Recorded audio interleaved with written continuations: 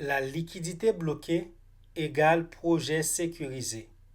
Depuis le début, on vous a menti. Et aujourd'hui, dans cette vidéo, je vais vous dire la vérité que personne n'ose vous dire. Lorsqu'on débute en crypto, on entend souvent cette phrase. La liquidité est bloquée, donc le projet est sécurisé. Et beaucoup d'investisseurs s'arrêtent là. Ils voient la mention LP Locked, respirent un grand coup et investissent. Mais laissez-moi vous poser une question. Et si je vous disais qu'un projet pouvait avoir sa liquidité bloquée et malgré tout vous faire perdre tout votre argent? Et oui, parce que la liquidité bloquée protège contre un type d'arnaque, mais certainement pas contre toutes. Aujourd'hui, nous allons voir pourquoi le LP bloqué ne signifie pas automatiquement projet fiable. Quelles sont les autres vérifications indispensables à effectuer et comment éviter les pièges qui coûtent des milliers de dollars aux investisseurs chaque année. Tout d'abord, c'est quoi une liquidité bloquée? Avant de comprendre ses limites, il faut comprendre son rôle. Lorsqu'un token est lancé, il est généralement associé à un pool de liquidité. Ce pool contient par exemple le token du projet, de l'ETH, du BNB ou un stablecoin quelconque. Grâce à cette réserve, les investisseurs peuvent acheter et vendre leurs tokens. Lorsqu'on parle de liquidité bloquée, cela signifie que les tokens LP représentant ce pool sont verrouillés pendant une période définie. En théorie, l'équipe ne peut donc plus retirer cette liquidité. Et c'est une excellente chose parce que cela empêche l'une des arnaques les plus connues, qui est le rug pull. Ce que protège réellement un LP bloqué, le verrouillage de la liquidité empêche essentiellement une chose, que l'équipe retire les fonds du pool de liquidité, autrement dit les ETH, les BNB et les USDT. Donc ces fonds restent disponibles pour permettre aux investisseurs de vendre leurs tokens. Cette protection est réelle, mais elle ne répond qu'à une seule question. La liquidité peut-elle être retirée? Elle ne répond absolument pas aux autres risques. Ce que le LP Lock ne protège pas, c'est ici que beaucoup d'investisseurs se font piéger. Même avec une liquidité verrouillée, plusieurs risques existent encore. Premièrement, la création de nouveaux tokens. Certains contrats permettent encore aux développeurs de créer de nouveaux tokens après le lancement. Imaginez vous possédez 1% de l'offre, puis l'équipe crée des milliards de tokens, votre part est immédiatement diluée. La liquidité est toujours bloquée, mais votre investissement perd énormément de valeur. Deuxièmement, il y a le honeyspot, qui est un autre scénario très dangereux. Tout fonctionne parfaitement. Vous pouvez acheter, le prix monte, les graphiques sont magnifiques, puis arrive le moment de vendre. Et c'est là qu'on va découvrir qu'on est face à un scam. La vente devient impossible, le contrat interdit discrètement la vente, vous êtes prisonnier du token. La liquidité est pourtant toujours bloquée. Troisièmement, la grosse allocation de l'équipe. Supposons maintenant que l'équipe détient 40% des tokens. Même avec une liquidité bloquée, elle peut vendre progressivement ses tokens. Jour après jour, semaine après semaine, le prix baisse continuellement sans jamais toucher à la liquidité. Ensuite viennent les fonctions cachées du contrat. Certains contrats permettent encore aux propriétaires de modifier les taxes, les frais, de mettre des wallets sur liste noire, de bloquer des transferts, voire même de suspendre complètement le projet. Encore une fois, la liquidité est verrouillée, mais le contrat reste sous contrôle. Donc, en fonction de ce que je viens de vous expliquer, tous les LP Lock ne se valent pas. Comme bonus, je vais vous donner un autre piège concernant la durée.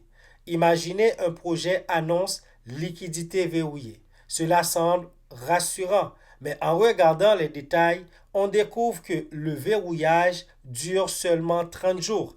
À l'expiration, l'équipe récupère tout. Certaines arnaques attendent simplement cette date avant d'agir.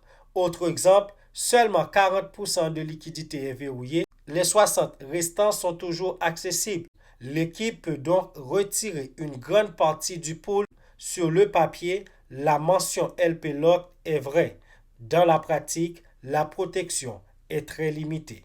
Donc, les trois informations à toujours vérifier. Ne regardez jamais uniquement la mention liquidité verrouillée. Regardez aussi combien est verrouillé, si c'est 100% ou seulement une petite partie. Pendant combien de temps cette liquidité est bloquée? Est-ce que c'est pour quelques semaines, quelques mois, plusieurs années ou pour toujours? Ou est-ce que cette liquidité est brûlée?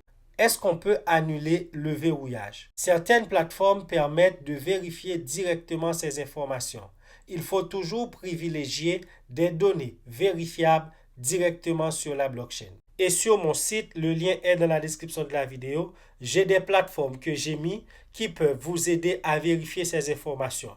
Tout ce que vous avez à faire, c'est de cliquer sur le lien de mon site, créer votre compte et vous allez avoir accès à ces genres de plateformes gratuitement. Le lien de mon site est dans la description de la vidéo. N'hésitez pas à aller chercher des informations pertinentes qui peuvent vous aider à vous sécuriser ou à sécuriser votre investissement sur ce marché qui est très dangereux.